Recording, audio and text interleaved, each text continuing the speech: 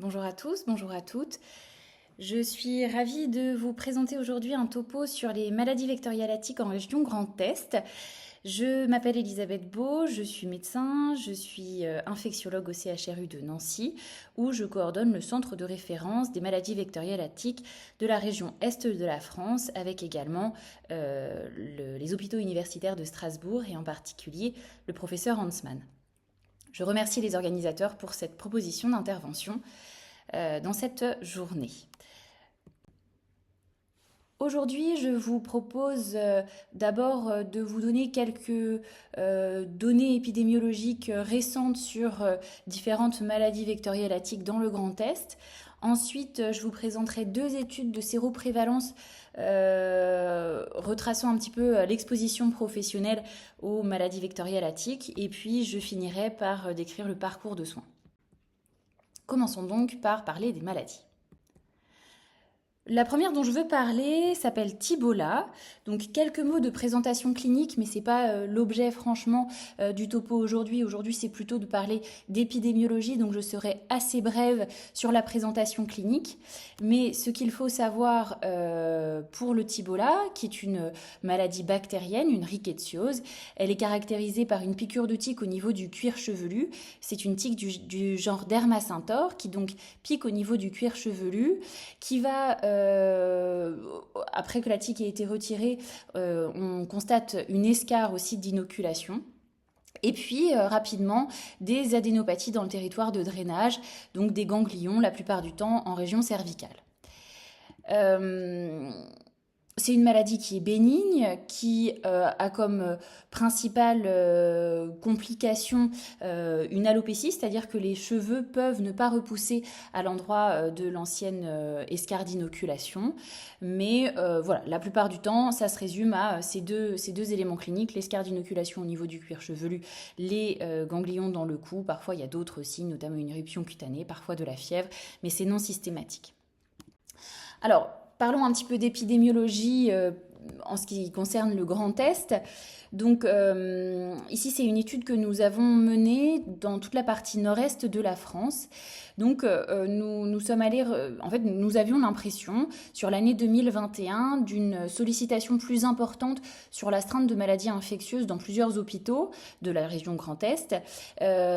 Sollicitation sur des avis concernant cette maladie, donc Tibola. Et nous avons essayé de documenter cela d'un point de vue clinique et également d'un point de vue entomologique. Alors, qu'est-ce qu'on a fait d'un point de vue clinique? Nous sommes allés nous avons sollicité 11 hôpitaux du nord-est de la France qui avaient des patients potentiellement porteurs d'un Tibola. Au total, c'est plus de 1000 patients qui ont été screenés s'ils rencontraient les critères d'inclusion. Et sur ces plus de 1000 patients, 35 patients ont eu un diagnostic de Tibola retenu. Et ce qui est intéressant de noter, c'est que sur ces 35 patients, il y en a presque la moitié, c'est-à-dire 16 sur 35, qui ont été diagnostiqués sur l'année 2021, l'ensemble des autres ayant été diagnostiqués entre 2016 et 2020. En termes de géographie, donc c'est l'Alsace et la Meurthe-et-Moselle qui sont les régions les plus touchées. Et il y avait également une étude entomologique associée où on constatait également une augmentation du vecteur, à savoir la tique Dermacentor. Je vous parle d'une autre maladie maintenant, qui est une maladie qui s'appelle anaplasmose. Alors, quelques mots pour vous situer cette maladie. C'est une maladie qui est bénigne, qui va donner un syndrome pseudo-grippal d'apparition plutôt brutale, 1 à 3 semaines après une piqûre de tique. Il y a d'autres manifestations possibles que le syndrome pseudo-grippal et en particulier sur le plan biologique, parfois des anomalies au niveau des globules et parfois des anomalies au niveau de la prise de sang relative au foie. Et donc, c'est encore une étude rétrospective, donc sur une période assez longue, vous voyez, 12 ans, entre 2012 et 2024, pour les hôpitaux alsaciens.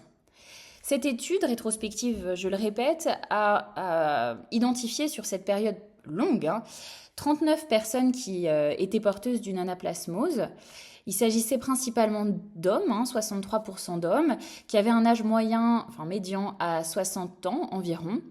Ils avaient une exposition aux piqûres de tiques puisqu'ils vivaient en milieu rural pour 3 quarts d'entre eux. Et sur les 39 patients, il y en a 87 qui ont dû être hospitalisés pour la prise en charge de cette infection.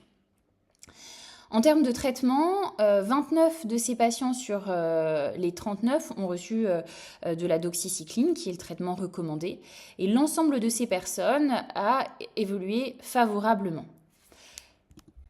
Les auteurs de cette étude concluent qu'il s'agit d'une infection rare, en effet, 39 cas en Alsace sur 12 ans, et qui le plus souvent est bénigne, en tout cas dans leur étude, c'est systématiquement une évolution favorable. Parlons maintenant de la tularemie. La tularemie, c'est une autre maladie transmise par les tiques. Alors, ce n'est pas le seul mode de transmission, les piqûres de tiques, mais les piqûres de tiques sont une des causes, sont responsables d'une partie des tularémies. La tularémie, ça va donner de la fièvre rapidement après l'inoculation. Et la forme clinique va vraiment varier en fonction du mode d'inoculation, et j'en parlerai un petit peu plus loin. Les données que je vous décris viennent de la présentation qui a été faite par l'équipe de Santé publique France aux Journées nationales d'infectiologie, qui est le congrès des infectiologues français, et qui date c'est la présentation de 2022 sur les données de la déclaration obligatoire de cette maladie entre 2012 et 2021. Que disent ces données ? Globalement, qu'il y a certes des fluctuations en fonction des années, mais qu'on constate tout de même une augmentation globale du nombre de cas, globalement depuis 2018 environ, avec probablement une tendance à l'augmentation. Et si on regarde, non plus de façon temporelle, mais plutôt de façon géographique, clairement, depuis 2018, c'est la Bretagne qui est la région française la plus touchée par cette pathologie. Mais vous me direz, pourquoi est-ce que je vous parle de la tularémie alors qu'on a dit qu'on se focalisait sur le Grand Est ?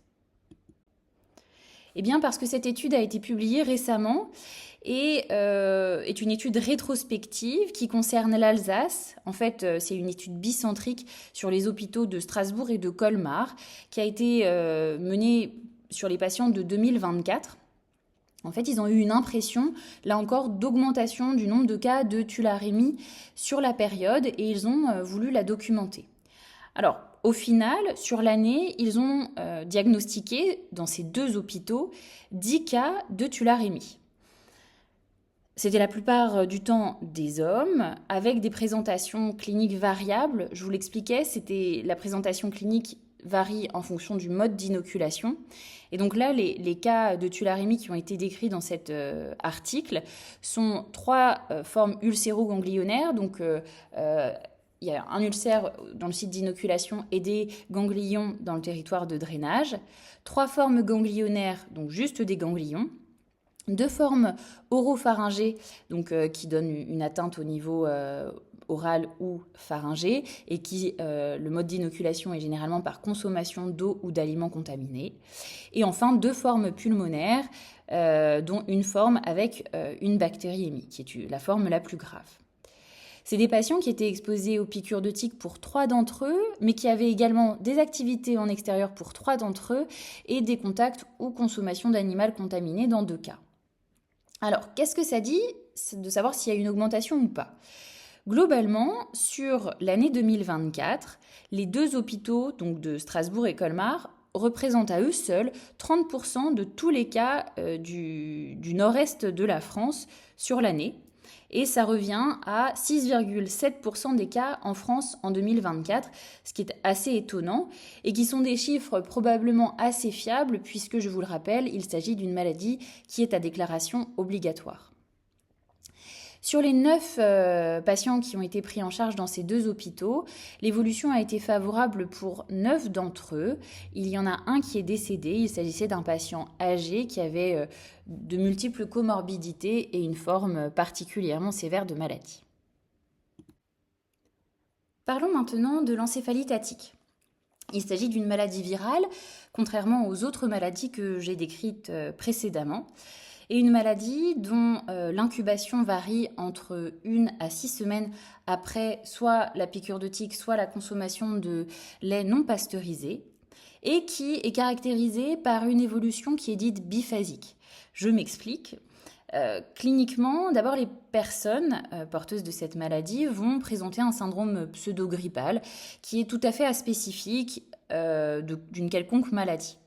Il est tout à fait possible qu'ils ne consultent pas à ce moment-là. Ça, c'est la première semaine. La deuxième semaine, il va y avoir une guérison apparente.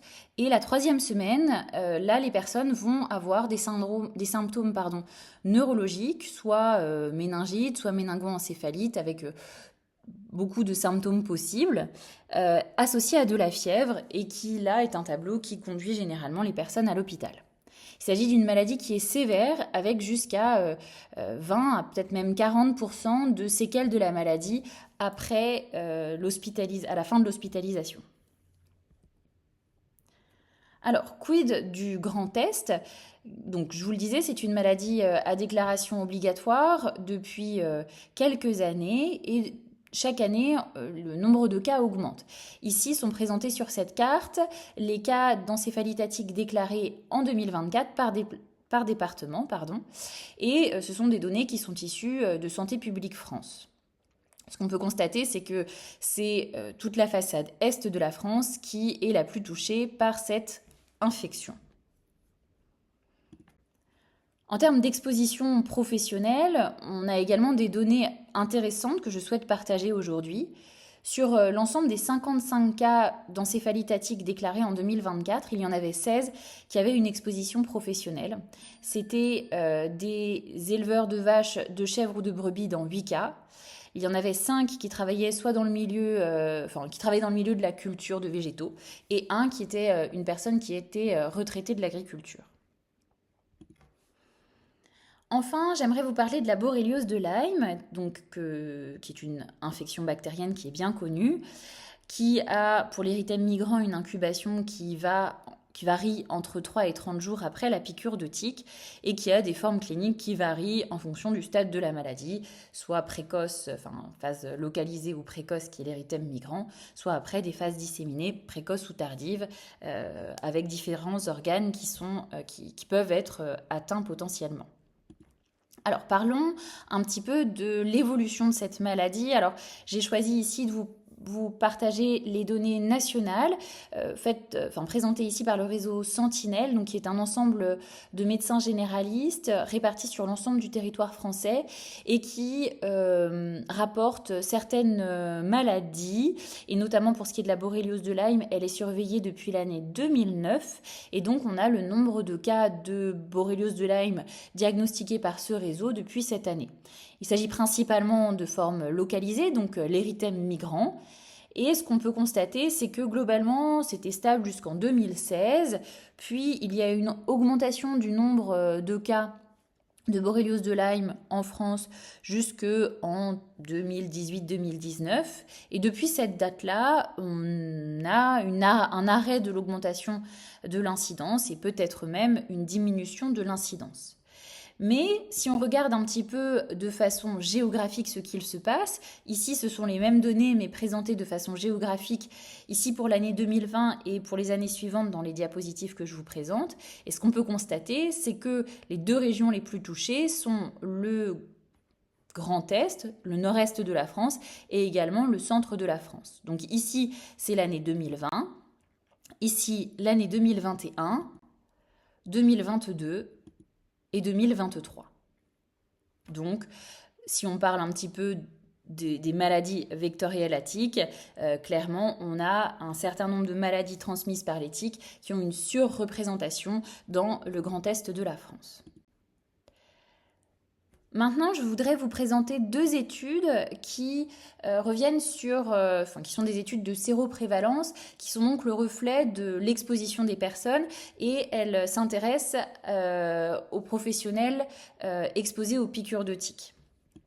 La première étude que je vous présente, c'est une étude donc, qui s'est intéressée à la séroprévalence de deux infections, la borréliose de Lyme, donc avec la sérologie pour Borrelia burgdorferi, et l'encéphalite donc pour la sérologie TBEV. Et elle s'intéressait à ces sérologies chez les travailleurs forestiers du nord de la France entre 2019 et 2020.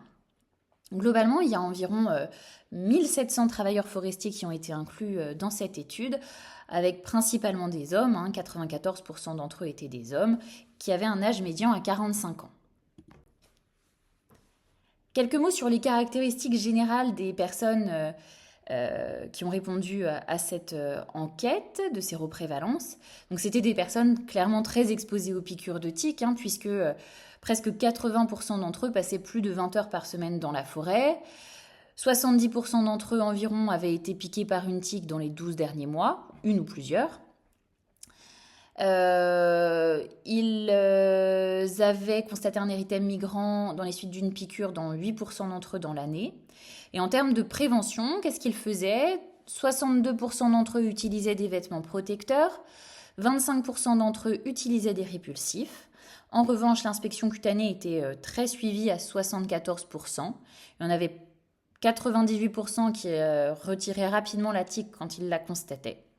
Et en termes de connaissances, ils estimaient connaître les maladies vectorielles à tiques dans 92% des cas et 77% d'entre eux se sentaient bien informés sur cette maladie. Alors, regardons maintenant les résultats de cette enquête de séroprévalence.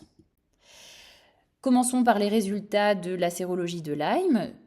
Au global, sur l'ensemble de la population, la séroprévalence est à 15,5% avec des variations en fonction de l'exposition et en particulier de la profession, puisque ce sont les techniciens forestiers qui ont la séroprévalence la plus élevée à 23%, suivi des personnels de sylviculture à 17% et des bûcherons à 14%.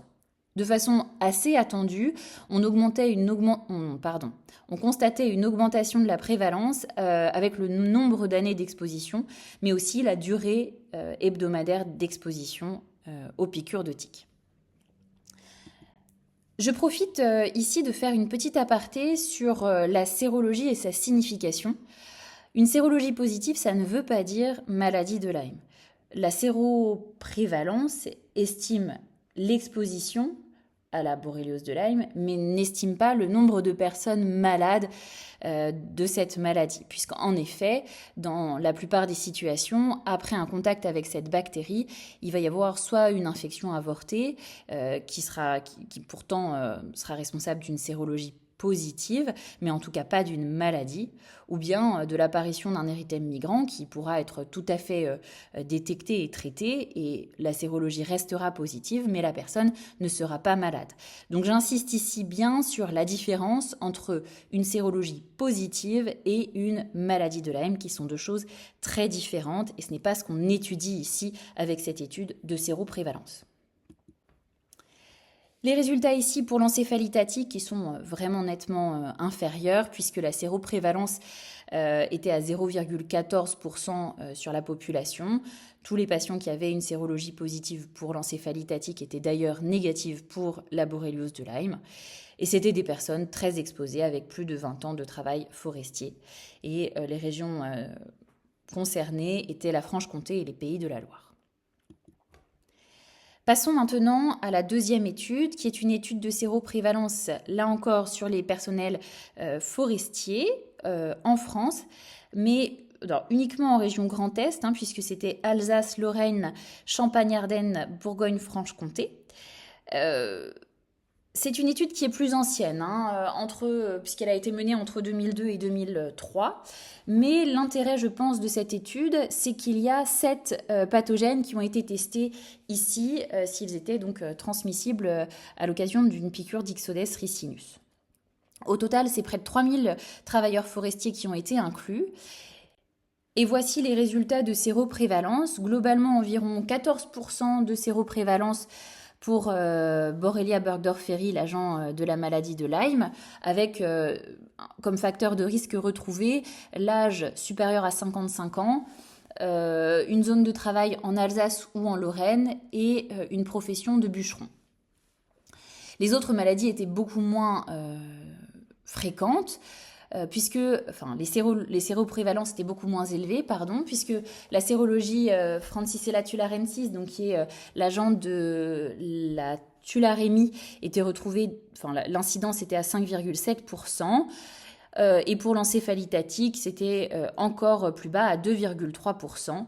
Les autres maladies, anaplasmose ou babésiose ou bartonellose, étaient quant à elles aux alentours de 1%, voire moins.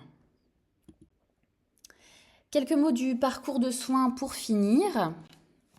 Donc, ce parcours de soins a été défini par la Haute Autorité de Santé dans ce guide du parcours de soins publié en 2022. Alors, notre histoire commence forcément par une piqûre de tique. À l'occasion de la piqûre de l'exposition à une piqûre de tique, il est recommandé de s'auto-inspecter à la recherche d'une tique. S'il n'y a pas de piqûre de tique constatée, bonne nouvelle, la surveillance s'arrête. En revanche, si une tique est constatée, alors il faut extraire cette tique sans avis spécialisé de façon mécanique, à l'aide d'un tire-tique par exemple. En tout cas, l'idée c'est de dire qu'il ne faut pas aller chez le médecin ou chez le pharmacien pour retirer la tique. Pourquoi ? Pour éviter de perdre du temps, c'est-à-dire que plus la tique est retirée rapidement, plus le risque d'une transmission d'un agent infectieux est faible et donc il faut le retirer rapidement. On peut également signaler sa piqûre de tique à CITIC via l'application signalement tique. Et après l'extraction de cette tique, il faut bien préciser à la personne piquée de surveiller la zone pendant 1 mois à la recherche d'un érythème migrant. S'il n'y a aucun signe clinique, on remettra juste des consignes de prévention pour les prochaines expositions à risque. En revanche, s'il y a un érythème migrant ou un autre signe clinique, alors il faudra recommander au patient de consulter son médecin traitant. Le médecin traitant, lui, il va chercher des signes cliniques évocateurs, soit d'une borréliose de Lyme, soit d'une autre maladie transmise par les tiques. Soit les symptômes qui sont présentés n'ont pas de lien avec la piqûre de tique, et dans ce cas-là, il faut que la surveillance continue. L'érythème migrant n'est peut-être pas apparu encore, et donc il faudra surveiller tout de même pendant 1 mois. Et s'il y a un érythème migrant, alors il y a besoin de mettre en place des antibiotiques et de surveiller pendant 1 mois pour s'assurer que l'érythème migrant disparaisse. Si l'érythème migrant disparaît, ou bien s'il y a un autre signe clinique qui évoque une maladie de Lyme, alors il faut faire des examens complémentaires et adresser facilement le patient à un centre de compétences ou à un spécialiste à proximité du domicile du patient. Au centre de compétences des maladies vectorielles à tiques, que se passe-t-il ? Globalement, soit le diagnostic retenu est une borréliose de Lyme prouvée ou possible, et alors on propose une antibiothérapie, avec une réévaluation de l'état clinique du patient à la fin du traitement et jusqu'à disparition des symptômes.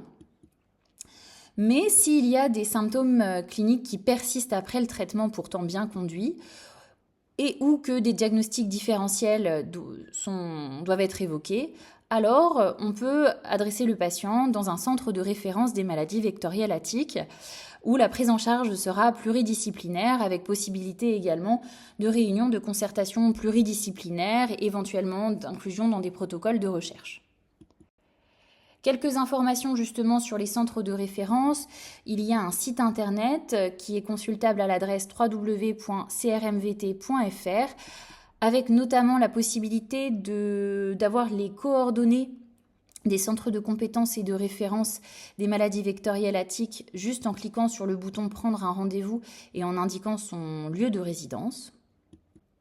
Il y a 5 centres de référence en France, qui sont listés ici et qui permettent de couvrir l'ensemble du territoire français.